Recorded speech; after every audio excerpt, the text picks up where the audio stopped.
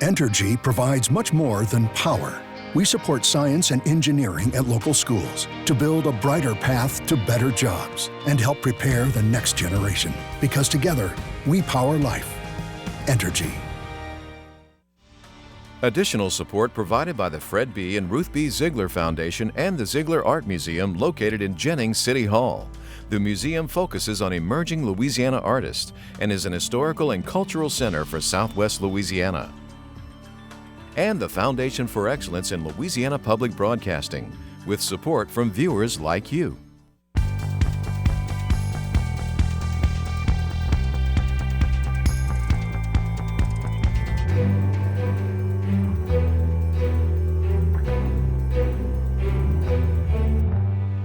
I'm in a FEMA trailer for quite some time now. But time is running out for this 2016 flood victim. Will he get help from Restore Louisiana to finish his home? And it just integrates Louisiana's economy into a more global energy market. All because of an international player in the oil market, right in our backyard. If it doesn't move with the people, then the tradition may not continue. Protecting cultures displaced by climate change. Hi, everyone. I'm Natasha Williams. And I'm Andre Morrow. Much more on those top stories in a moment on this week's edition of SWI. But first, a look at other headlines making news this day. Some Louisiana drivers will soon catch a break in the cost of their car insurance. Insurance Commissioner Jim Donnellan approved a small rate decrease, 2.2%, for private policies with Progressive. The state insurance department says Donnellan this past year approved 3 rate drops with State Farm. State Farm and Progressive are the top 2 insurance providers in Louisiana. About 300 bottlenose dolphins have stranded across the central Gulf Coast since February, and almost all have died. Scientists are investigating whether lingering effects from the BP oil spill are to blame, but believe it's more likely from the increase of fresh water into the northern Gulf. All that water from the wettest winter in the Mississippi Valley in 124 years. The dolphins have been found from Louisiana to the panhandle of Florida. Governor John Bel Edwards says those floodwaters from the Midwest are putting a hurt on people who make their living from coastal seafood. He's asking the federal government to declare a fisheries disaster for our state. Floodwaters rushing from the Bonnie Carey spillway near New Orleans have killed oysters, hurt fish catches, and damaged livelihoods. The fresh water has driven crabs, shrimp, and fish out of bays and marshes and into saltier water. Now 103, Julia Hurricane Hawkins this week cemented her title as the oldest woman to compete on an American track. This past Monday, she finished the 50 and 100-meter dashes at the National Senior Games in New Mexico. The Baton Rouge native already holds the world record for her age group in 100 meters. Will she ever slow down? She says no, hoping to inspire others to stay fit and keep moving even at an old age. LPB featured Hawkins 2 years ago when she competed at 101. Louisiana was among 46 states to celebrate the oldest known American holiday marking the end of slavery. Juneteenth commemorates June 19, 1865. That's the day slaves in Galveston, Texas, were told of their emancipation from slavery. The U.S. Senate passed a resolution last year to make Juneteenth a national holiday, but it has not yet been approved as one by the House. Donald Doc Hines, a physician who led the state Senate from 2004 to 2008, died this past Tuesday, June 18th. The Bunkie Democrat served in the Senate beginning in 1993 and was inducted into the State Political Hall of Fame in 2006. In honor of Hines, yesterday, Thursday, the governor ordered flags be flown at half-staff at the state capitol and all state buildings. Hines was described as a country doctor of the old school who championed the needs of the working class and the poor. Doc Hines was 85.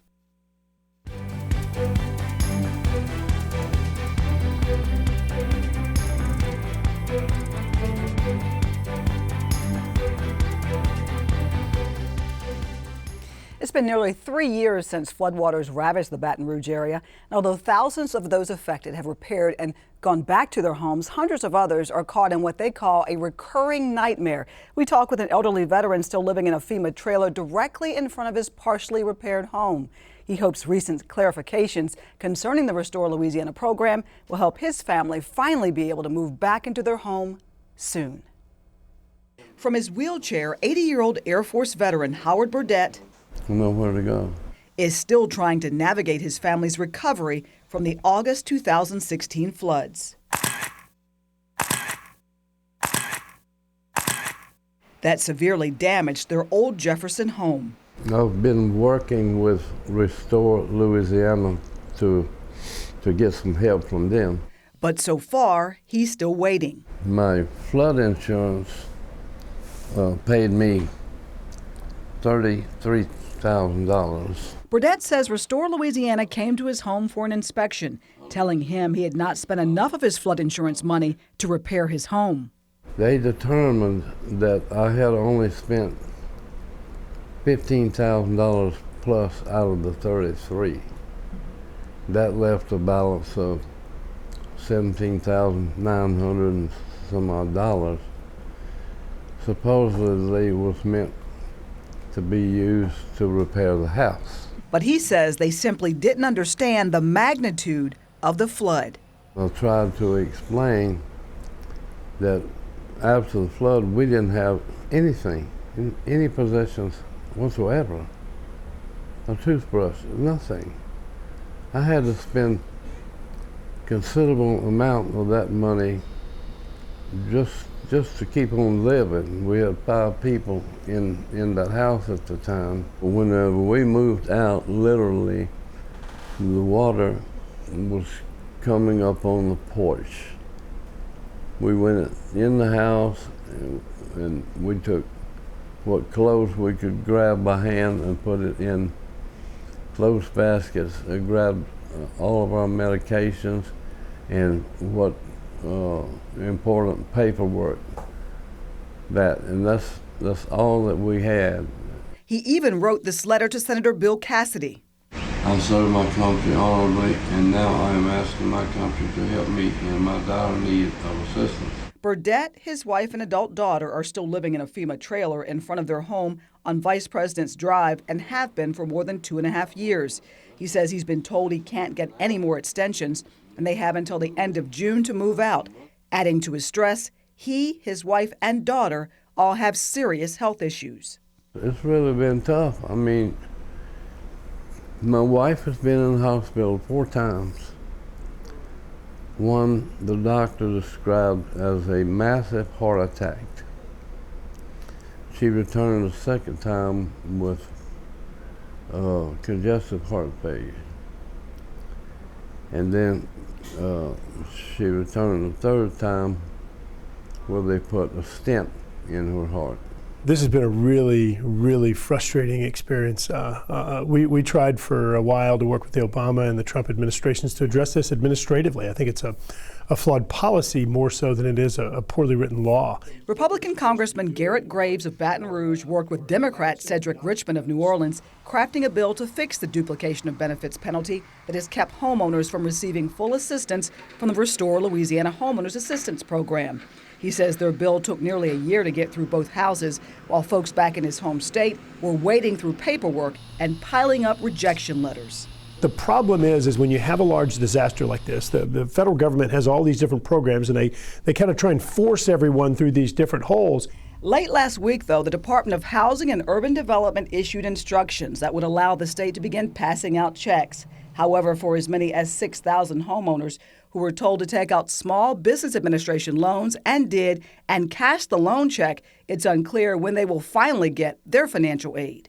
We're talking about nearly $250,000, and I'm going to use the word owed to disaster victims. And we're approaching 3 years later. I mean, this is crazy. This is crazy what we're doing, what our own government is doing to re-victimize these folks. Graves says although this recent clarification will help a large percentage of Louisiana families, it likely will not help everyone. Finally, 8 months after the law's passed, they released the guidance that interprets what our law very clearly says, or attempts to interpret. Good news is there are thousands of people that now have a pathway to get money. Good news is that they clarified a little bit in regard to some of the costs that are reimbursable and just cleared some things up there that are going to be helpful.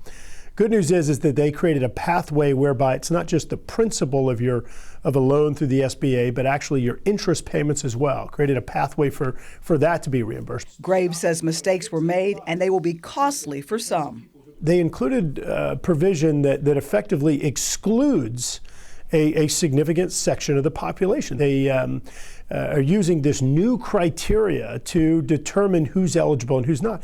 The law explicitly says, if there's one thing in there that's irrefutable, it says the president may not determine that a loan from the Small Business Administration and a grant are duplicative of one another. For Burdett, who says he's behind in some paperwork and still confused by many of the requirements, it's still unclear what comes next.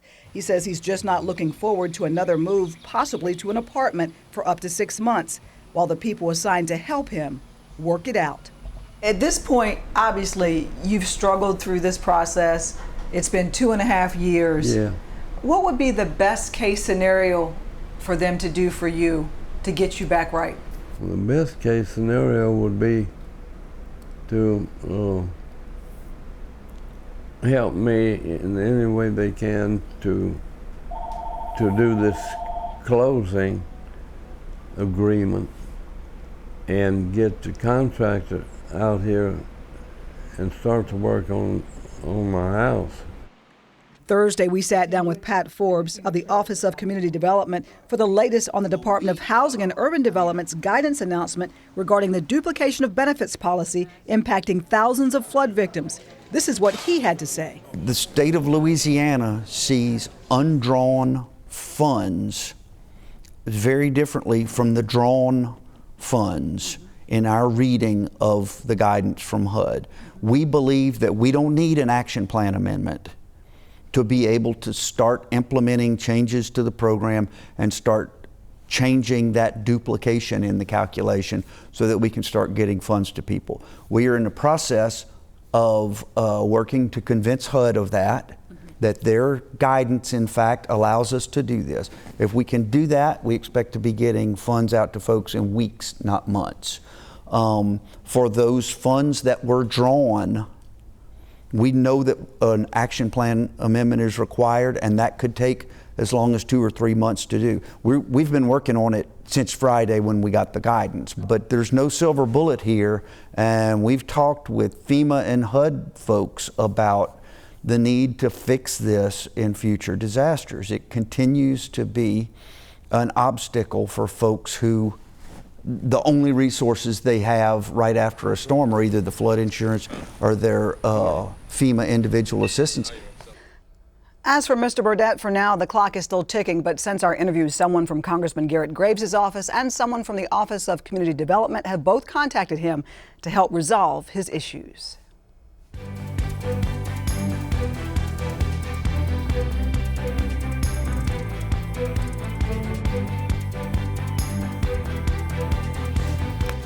America's first and only deepwater port is located in the Gulf of Mexico, miles off our coastline. Louisiana Offshore Oil Port, or LOOP for short, is designed for unloading crude oil cargoes from some of the world's biggest tankers. That added capacity has gained worldwide acclaim for the port with super tanker exports.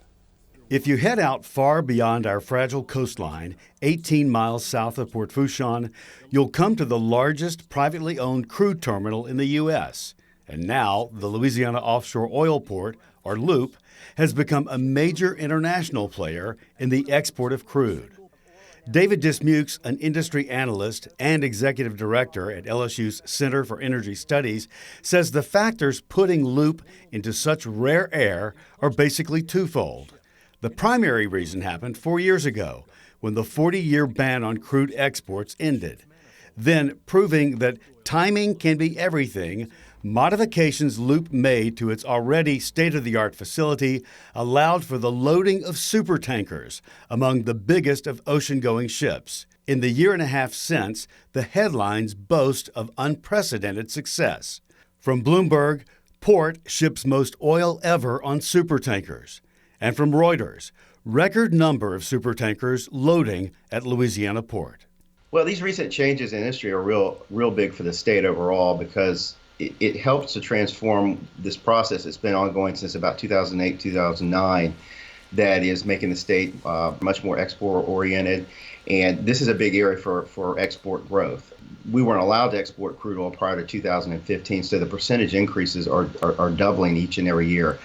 You go back to 2015, I think we were probably exporting about 500,000 barrels a day. Today, we're well over 3 million barrels a day, just in a matter of 24, 26, 28 months. Loop is an incredibly important asset to Louisiana. Tyler Gray, president of Mid-Continent Oil and Gas Association, says what Loop does is a game changer. It was created by an act of Congress in order to create something of its magnitude. So it is an offshore oil port where vessels can actually connect directly to the pipeline and then move product on shore from that connection.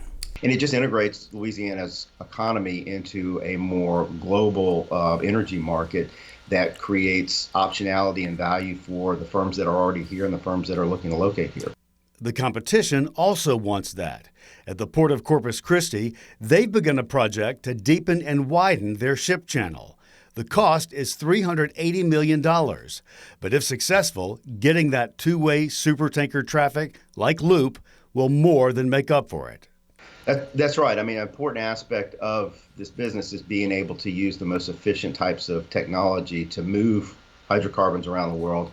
And right now, those very large crude carriers are the standard for moving crude. And so when firms and shipping companies are looking to locate or to define an export facility, they need to be able to facilitate those kind of large crude carriers because those are the state of the art right now. Those are the ones that are actually moving waterborne traffic all over the world and even into the Asian markets that are most important and the highest growing ones. 50% of the refining capacity in the United States is in the Gulf Coast. And so product typically moves from the west to the east. It doesn't go the other direction. So a lot of that product is coming this way. And by having the Loop oil port connected to Louisiana, you make Louisiana the point in which it's introduced to the world market, not just the Gulf Coast, but you have a great opportunity to connect between North Dakota, Montana, New Mexico, and Texas. And it's all being exported from that facility. I mean, I think that one of the best things about Louisiana is that we actually have a sophisticated economy when it comes to the maritime space. We've been doing it for a long time. A place like the Mississippi River, I mean, we have that, we have a long history of dealing with exports and things like that. How does this prosperity in oil and gas cross over to other business and industry or individuals in the state?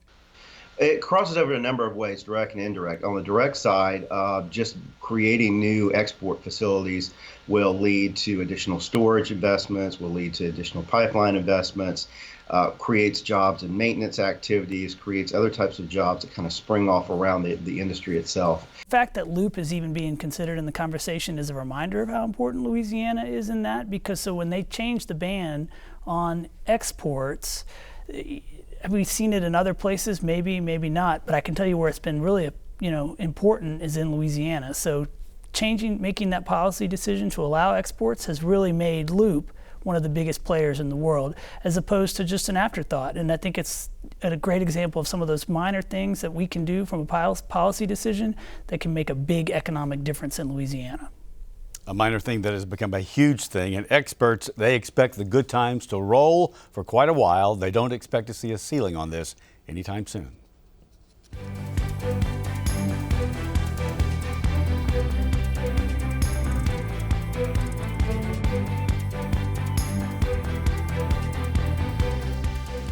Guitarist Tab Benoit will be inducted into Northwestern State's Folklife Center Hall of Master Artists next Saturday during their folk festival for his distinctive blues sound. Maida Owens with the state's Folklife program helps musicians, storytellers, and craftspeople share and preserve their work. Now, she's recently sat down with WWNO reporter Tegan Wendland to discuss some of the challenges of maintaining traditions when a community is relocated. What are folkways anyway? We actually tend to use the term folklife in the program, and that refers to all those living traditions that are passed on informally within a group. And the group can be anything. It can be neighborhoods, families, churches, communities, occupations. With the program, we tend to focus on those traditions that stand out, not necessarily only the endangered ones, but also those that have the most meaning for communities. And that's really why folk life or folkways is important, because it tells us about ourselves. It ends up revealing our values, what it means to be part of a community. What are some examples of those traditions? Well, the most common one is gumbo. And gumbo has deep symbolic meaning. It's not just a tourist promotion thing. The people feel very strongly about all the different gumbos. It's not like there's one gumbo, and people are very passionate about it. So talk a little bit more about that term, endangered. How are some of these coastal traditions under threat? A tradition that is endangered is one that isn't quite functioning the same, and there's some kind of change within the culture. A good example would be corn shuck weaving. It used to be that was needed on a farm. The same with split oak baskets. Now they're made, if they're made at all, for more nostalgic reasons. How are they under threat? What are some of the factors that are causing these traditions to morph, change, or disappear? Well, part of it is modernization. In the digital age, certain types of things just don't have the same function within the community. The other is population shifts, that when people move, some things get left behind. And one of the things that frequently is left behind is something that relies on natural materials, that when you change an ecosystem that you're in, move from one ecosystem to another, is that going to be possible? And there are a lot of crafts that are endangered because of the plant material that's no longer easily available. And of course the subtext here is that people are naturally migrating away from the coast with every big storm and due to the threats of sea level rise and coastal erosion. And they might be ending up in places like Houma or Baton Rouge, and maybe they're not necessarily able to sustain those traditions. So what can we do? How are you working to preserve these traditions? Well, we've started what we call the Bayou Culture Collaborative, and that's looking at helping the coastal communities pass on traditions. The first step is to even realize that you need to think about this. So this spring we had a series of workshops to teach people how to document their own traditions, whether that's family, community, or wherever. But then also I'm reaching out to communities that want to, say, pass on palmetto weaving or the medicine, the folk medicine and the herbal medicine that is in a lot of the coastal communities. I'm not going in and saying palmetto is important to you, you have to do a palmetto workshop. I'm trying to, what is important for you to pass on? Is it the plant lore? And that goes with this ecosystem. So can you show us some examples of the type of art that you study and work to preserve? Certainly. I'm especially fond of palmetto and Spanish moss, and this doll by Marie Dean is one of my favorites, and I have a hard time keeping it for my grandchildren. So it's knotted up Spanish moss and it dries out to this sort of blackish color. You cure Spanish moss, and see the arms are braided. There's some sewing involved in it. And then the palmetto, this is a plait that they do, and then they coil. So this is a form of coil weaving, basketry. You can see it on here, you can see, and then they stitch it, the plaits together in the coil method. Like, where might you see dolls like this? This is Houma Indian. This is typical of the Houma Indian dolls. But actually, all three of these dolls are Houma Indians. This is also by Marie Dean, and this one is a completely different method where she has cloth on her, and this is made by Marie Verrett, Janie Luster's mother. A lot more ornate, more detail. Yeah, well, with more of a detailed with the face. cloth. Yeah, this is another one of the Houma Indian crafts. These are garfish scales. Amazing. Is this a tradition? Again, traditions evolve and change. This probably wouldn't go back 100 years, but it's showing the resourcefulness. And then I just love the color, you know, the use of color. They dye the scales and then match them so that to get the designs that they want.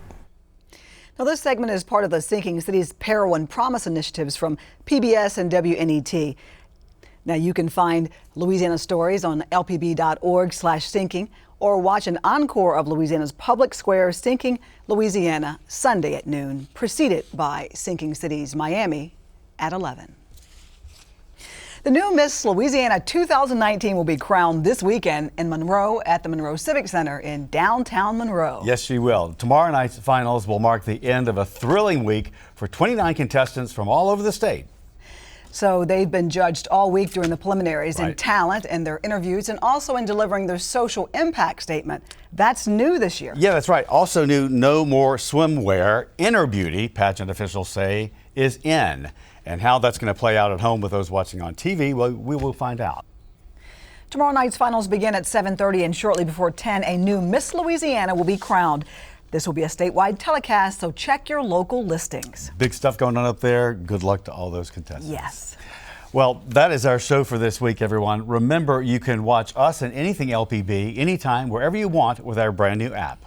Download it free from your app store. This upgraded version features news and public affairs, documentaries, how-tos, and many more programs. And please follow us on Facebook, Twitter, and Instagram. For all of us here at Louisiana Public Broadcasting, I'm Andre Morrow. And I'm Natasha Williams. Thanks for watching. Until next time, that's the state we're in.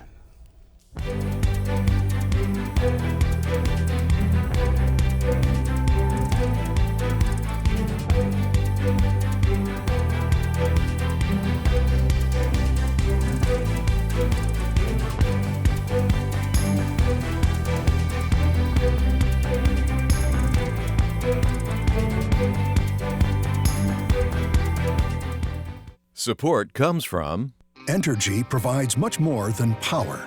We support science and engineering at local schools to build a brighter path to better jobs and help prepare the next generation. Because together, we power life. Entergy. Additional support provided by the Fred B. and Ruth B. Ziegler Foundation and the Ziegler Art Museum located in Jennings City Hall. The museum focuses on emerging Louisiana artists and is an historical and cultural center for Southwest Louisiana. And the Foundation for Excellence in Louisiana Public Broadcasting, with support from viewers like you.